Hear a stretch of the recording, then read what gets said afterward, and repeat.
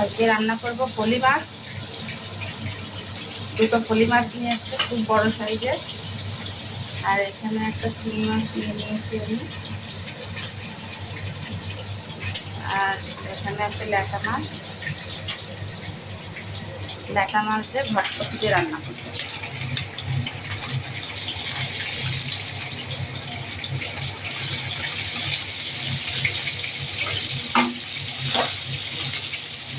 আর এটা হচ্ছে মিথিন্দার পাতা। এই পাতাটা খুব উপকারী, খেলে খুব উপকার হয়, ঠান্ডিতেরও খুব উপকার হয়, ছোটোবেলায় আমরা খেতাম। আর এটা হচ্ছে হ্যান্সে শাক। আর ভাত করতে আমি সিদ্ধ করে রেখেছি প্রেসারে।